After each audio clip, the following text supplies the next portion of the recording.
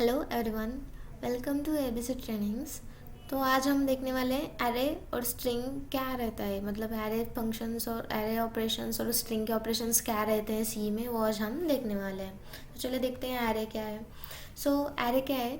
Array and array is a linear data structure and it is used to store the collection of similar data। तो array में क्या कर सकते हैं हम सिमिलर टाइप का डेटा हम क्या कर सकते हैं, स्टोर करके रख सकते हैं। तो array के सिंपल डेफिनेशन क्या है? array is used to store the collection of similar data, मतलब array क्या है? एक collection of a similar data type है, ठीक है। तो फिर the array can hold this only similar data types. For example, if you create an integer array you can store multiple integers, not the other data types like character, float और double जो भी रहेगा। मतलब अगर हम integer type का data ले रहे हैं तो उसके अंदर हमें सिर्फ इंटीजर वैल्यू ही चाहिए। मतलब अगर तुम इंटीजर नंबर ले रहे हो, integer a is equals to कुछ तो डिफाइन कर रहे हो, उसके अंदर अगर ए बी सी के कैरेक्टर्स लेंगे तो ऐसे चलेगा क्या? नहीं चलेगा। वो क्या करेगा? हमें एरर देगा। तो जब भी हम अगर इंटीजर एरे यूज़ कर रहे हैं तो हमें क्या चाहिए? उस इंटीजर टाइप का, या हमें क्या चाहिए? डेटा चाहिए। अगर इंटीजर टाइप का डेटा ले रहे हैं और उसके में कैरेक्टर करेंगे तो क्या होगा? एरर आ जाएगा। इसलिए array can hold only similar data types, ठीक है। तो एरे में भी उसके तीन टाइप्स हैं, 1 डायमेंशनल एरे, 2 डायमेंशनल एरे और मल्टी डायमेंशनल एरे। तो अब 1D 2D और 3D क्या है, ये क्या करते हैं हम देखते हैं। तो सबसे पहले 1 डायमेंशनल एरे में क्या है? It is the simplest form of an array. It is linear collection of elements of the same data type. ये क्या रहता है? एक लीनियर कलेक्शन है। कौन सा? सिमिलर डेटा टाइप का एक क्या है? एक लीनियर कलेक्शन है। The elements are stored in continuous memory locations and accessed by a single index. ये क्या कर सकते हैं हम? कैसे एक्सेस करना है हमें सिमिलर टाइप का डेटा? एक सिंगल इंडेक्स में हमें क्या करना है? हमें एक्सेस कर सकते हैं। It is represented by the single subscript includes in square brackets. जैसे यहाँ पे दिखा है कि हम एरे को कैसे एक्सेस करते हैं, स्क्वायर ब्रैकेट्स के अंदर उसकी साइज देके हम क्या कर सकते हैं? एक 1 डायमेंशनल एरे को ले सकते हैं। उसका एग्जाम्पल एक सिंटैक्स दे यहाँ पे। डेटा टाइप जो भी हमारा रहेगा, इंटीजर, फ्लोट, डबल, यहाँ पे एरे का नेम रहेगा और यहाँ पर उसकी साइज़ रहेगी। यहाँ पे जैसे कि एग्जाम्पल में दिखा है, यहाँ पे इंटीजर टाइप का डेटा लेना है, इसलिए मैंने क्या करा? इंट ले लिया। एरे का नाम एरे दे दिया मैंने और उसका साइज़ कितना दे दिया? 5। मतलब 5 साइज़ दिया। इसका मतलब आप क्या कर सकते हैं? 5 इंटीजर वैल्यू को ये आप क्या कर सकते हैं? एंटर कर सकते हैं। जैसे कि नीचे दिखा है यहाँ पे इंटीजर एरे 5, तो मैंने क्या कर दिया यहाँ पे? 5 अलग अलग इंटीजर नंबर्स ले लिया। अगर मैंने उसके में आप क्या कर सकते हैं? आप 2 भी ले सकते हैं, 3 भी इंटीजर ले सकते हैं। बट अगर 5 साइज दे के आप 6 इंटीजर वैल्यू एंटर नहीं कर सकते। वो क्या करेगा? हमें एरर देगा। अगर 5 दे रहे हो उसकी साइज़ और 2 3 अगर एंटर कर रहे हो तो कुछ प्रॉब्लम नहीं है। बट अगर 5 साइज़ दे के आप क्या कर रहे हो? अगर 6 नंबर एंटर कर रहे हो तो वो क्या करेगा? हमें एरर देगा। अगर कैरेक्टर टाइप का डेटा ले रहे हो एरे में तो सिंगल कैरेक्टर का, तो फिर क्या करेगा? हमें 5 साइज़ दिए तो हमें क्या करना है? सिर्फ 5 ही सिंगल कैरेक्टर्स क्या करने? एंटर करने हैं। 6 या 7 करोगे तो वो क्या करेगा? नहीं लेगा, हमें एरर देगा। फ्लोट टाइप का एरे दे रहे तो सेम। अगर मैंने यहाँ पे इसकी साइज़ क्या कर दी? यहाँ पे 3 साइज़ दी है, तो मैंने कितने नंबर्स ले लिए यहाँ पे? फ्लोट नंबर 3 ले लिया। 1.0, 2.5 एंड 3.9। ये क्या कर लिया मैंने? 3 ले लिया। अगर 2 लेंगे तो कुछ एरर आएगा क्या? नहीं आएगा, क्योंकि साइज़ 3 दिया है मैंने और 2 और 1 भी लिया तो कुछ प्रॉब्लम नहीं है। बट साइज़ 3 दिया है और अगर मैं 4 और 5 लूँगी तो मुझे क्या आएगा? एरर आएगा।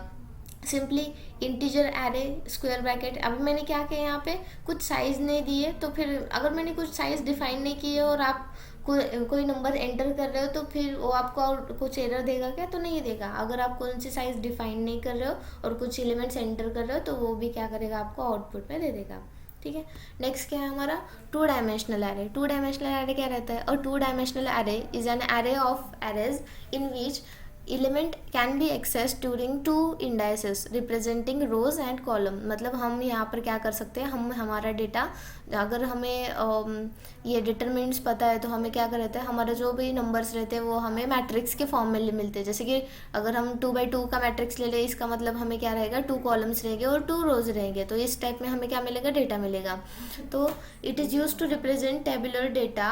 अगर हमें टेबुलर मतलब टेबल के फॉर्म टाइप अगर डेटा चाहिए रहता है तो हम क्या कर सकते हैं? उस टाइम को 2 डायमेंशनल एरे यूज़ कर सकते हैं, ठीक है। उसका सिंटैक्स क्या है? डेटा टाइप है उसका, एरे नेम है, रो की साइज़ डिफाइन करनी पड़ेगी, कितने कितने का आपको चाहिए, टू, अगर मेरे को 2 रो चाहिए और 3 कॉलम्स चाहिए तो मैं 2 और 3 यहाँ पे क्या करूँगी, उसके साइज़ डिफाइन करूँगी। उसका एग्जांपल दिया मैंने। अगर मैंने यहाँ पे क्या कर लिया, इंट कर दिया, एरे का नाम क्या कर दिया मैंने, मैट्रिक्स कर दिया, और मैंने कितने रोज़ लिए, 3 रोज़ लिए और 3 कॉलम्स लिए हैं। तो अब मैंने 3 रोज़ और 3 कॉलम्स के लिए मुझे क्या चाहिए, एक डेटा चाहिए। तो उसके लिए मैं क्या करूँगी, अगर मैंने ये डिफाइन कर दिया कि मुझे 3 रोज चाहिए और 3 कॉलम्स चाहिए, तो मुझे क्या करेगा, मिलेगा ये डेटा 3 रोज और 3 कॉलम्स के फॉर्म में मुझे मिलेगा, टैबुलर के फॉर्म में मुझे ये डेटा मिलेगा। ठीक है, तो इसका एक एग्जांपल है मैं यहाँ पे हैश इनक्लूड एसटीडी की मैंने क्या कर दिया, एक लाइब्रेरी ले लिए, इंट फंक्शन ले लिया, और मैंने क्या करा, अब मुझे एक रोज और कॉलम के लिए चाहिए डेटा, तो मुझे क्या करना पड़ेगा, एक रो के लिए एक इंटीजर एक वेरिएबल लेना पड़ेगा और एक कॉलम के लिए वेरिएबल लेना पड़ेगा। तो फिर रो के लिए मैंने आई और कॉलम के लिए मैंने जे लिया है। ठीक है, मैट्रिक्स को भी आपको यहाँ पे डिक्लेयर करना पड़ेगा कि कितने बाय कितने का चाहिए, और जो डेटा चाहिए वो भी आपको क्या करना पड़ेगा, ऊपर ही क्या करना पड़ेगा, डिफाइन करना पड़ेगा। अब 3x3 का मैट्रिक्स ले रही हूँ तो मैंने 3x3 को यहाँ पे डिफाइन कर दिया, और जो भी मुझे वैल्यू चाहिए वो मैंने यहाँ पे डिफाइन कर दिया।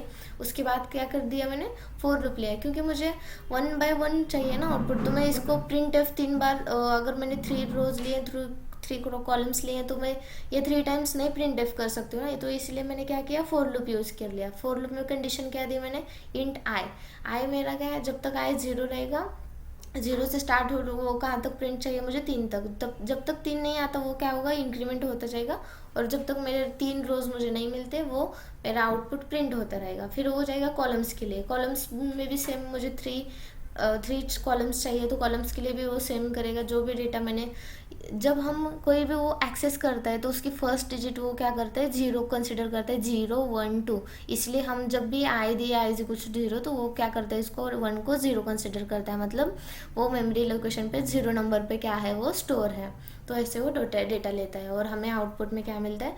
और फर्स्टली हमें क्या करना पड़ेगा, 2D मैट्रिक्स के लिए पहले मैंने आई जे प्रिंट करके लिया, और उसके बाद ये फॉर लूप के लिए मैंने नेक्स्ट ये प्रिंट एफ किस लिए यूज़ करते हैं हम, है स्लैश न्यू लाइन, ये किसके लिए यूज़ करते हैं कि हमारा जो डेटा है मैट्रिक्स की फॉर्म में चाहिए। अगर मैंने स्लैश एन नहीं यूज़ किया तो वो मुझे क्या मिलेगा, पूरा लाइन बाय लाइन मिलेगा, मुझे ये टैबुलर के फॉर्म में नहीं मिलेगा। जैसे कि मैंने यहाँ पे दिखाया है कि जैसे ही मुझे मैट्रिक्स की फॉर्म में मिला है 1 2 3, 3 रोज हो गए, 3 कॉलम्स हो गए, ये क्या हुआ, मुझे 3 रोज और 3 कॉलम्स में मुझे मेरा आउटपुट मिल गया। ठीक है, नेक्स्ट क्या है हमारा, multi dimensional array. Multi dimensional array क्या रहता है, a multi dimensional array is a data structure that can store elements in a multiple dimensions और लेयर्स। मतलब हम क्या कर सकते हैं यहाँ पे मल्टी डायमेंशनल में मल्टी लेयर्स ले सकते हैं। जैसे कि हमने 2 डायमेंशनल में कितने ले लिए, 2 लेयर्स ले लिए, मतलब 2x2 का मतलब 2x2 का मैट्रिक्स था ना मेरा, सॉरी 3x3 का मैट्रिक्स था। तो हम मल्टी डायमेंशनल के लिए आप क्या कर सकते हो, यहाँ पे 3D यूज कर सकते हो। 3D एरे, मतलब 3D एरे को ही हम क्या बोल सकते हैं, मल्टी डायमेंशनल एरे बोल सकते हैं। A 3D array in a C is a multi-dimensional array that has 3 dimension। इसको कौन कौन से 3 डायमेंशन रहते हैं, जैसे 2D में देखा हमने, 2D में क्या रहता था, 2 रोज रहते थे और 2 कॉलम्स रहते थे, सॉरी रोज और कॉलम्स ये क्या रहते थे, सिर्फ 2 ही डायमेंशन रहते थे। बट मल्टी डायमेंशनल में क्या रहता है, रोज भी रहते हैं, कॉलम्स भी रहते हैं और डेप्थ भी रहती है उसकी। It is use to store and manipulate data that requires 3 levels of indexing और representation। ये क्या करता है, 3 टाइप्स का डेटा क्या कर सकता है, स्टोर कर सकता है। ठीक है, इसका सिंटैक्स क्या है, इसका सिंटैक्स डेटा टाइप है, सिंटैक्स सेम ही है, बस कि क्या हो रहा है, मैट्रिक्स बढ़ रहे हैं हमारे। सिंटैक्स है, एरे नेम है, साइज 1 किसके लिए, रो के लिए, साइज 2 कॉलम्स के लिए, और साइज 3 डेप्थ के लिए। ठीक है, यहाँ पर एक एग्जांपल देखा है मैंने, इंट एरे 2 3 4, मतलब मुझे 2 रो चाहिए, 3 कॉलम्स चाहिए, और उसकी डेप्थ मैंने 4 कर दी है। ठीक है, और ये डेटा मुझे क्या चाहिए, उस फॉर्म में चाहिए जैसे हमें यहाँ पे आउटपुट मिला, सेम आउटपुट हमें यहाँ पर भी मिलेगा। नेक्स्ट पॉइंट क्या है हमारा, स्ट्रिंग क्या रहते हैं, strings are essential a sequence of characters and they play a crucial role in storing and manipulating text based data।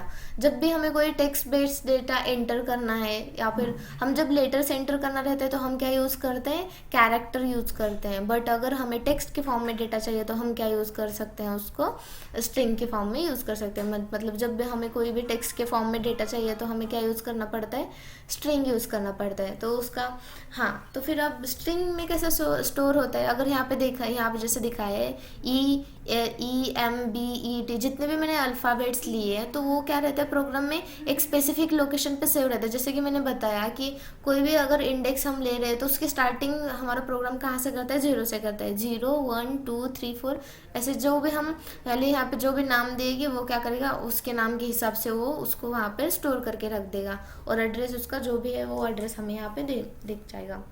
उसका सिंटैक्स क्या है, कैर, और यहाँ पे क्या रहेगा, स्ट्रिंग नेम रहेगा, और वहाँ पे साइज। अब हम ले रहे हैं कोई लेटर या टेक्स्ट ले रहे हैं तो यहाँ पर क्या करना पड़ेगा, हमें साइज भी उसकी क्या करनी पड़ेगी, देनी पड़ेगी। एग्जाम्पल क्या है यहाँ पे, कैर str, मैंने स्ट्रिंग का नाम स्ट्रिंग ही दे दिया है, और is equals to ABC trainings किया है मैंने। मतलब मुझे यहाँ पे क्या चाहिए, कैर str, और मुझे एक स्ट्रिंग ले रही है, ये मेरा टेक्स्ट है, इसका मतलब ये क्या है, मेरा ABC ट्रेनिंग्स है। ABC ट्रेनिंग्स मेरा प्रिंट हो जाएगा। नेक्स्ट क्या है, यहाँ पे मैंने एक प्रोग्राम ले लिया है, तो प्रोग्राम क्या है मेरा, हैश इंक्लूड, मैंने ये हेडर फाइल ले ली, मेन फंक्शन ले लिया, और मुझे क्या चाहिए, ABC प्रिंट होना चाहिए। ये मेरा क्या होगा, ये एक मेरा सिंगल लेटर नहीं है, ये मेरा एक टेक्स्ट के फॉर्म में है, तो मुझे टेक्स्ट प्रिंट करना है, तो उसके लिए क्या लिया मैंने, स्ट्रिंग ले लिया। जब भी हम स्ट्रिंग को डिक्लेयर करते हैं तो क्या यूज़ करते हैं, स्क्वायर ब्रैकेट में उसको यूज़ कर सकते हैं। कैर ले लिया क्योंकि कैरेक्टर्स हैं, वो सेट ऑफ कैरेक्टर्स है, इसलिए कैर ले लिया। नेम ले लिया, और साइज़ कुछ डिफाइन नहीं की तो फिर आप कितने भी साइज़ यहाँ पे डेटा एंटर कर सकते हो। प्रिंट एफ हेलो ले लिया मैंने, और एस किस लिए, %s किस लिए, जैसे कि मैंने फॉर्मेट स्पेसिफायर में बताया, स्ट्रिंग जब भी हम स्ट्रिंग यूज़ करते हैं तो उसके लिए हमें %s का फॉर्मेट स्पेसिफायर यूज़ करना पड़ता है, और नेम को जब हम नेम ने स्टोर किया है तो हमको नेम को कॉल करना पड़ेगा और रिटर्न 0 करना पड़ेगा, और हमें आउटपुट में हेलो ABC मिल जाएगा। आज के लिए बस इतना ही, थैंक यू।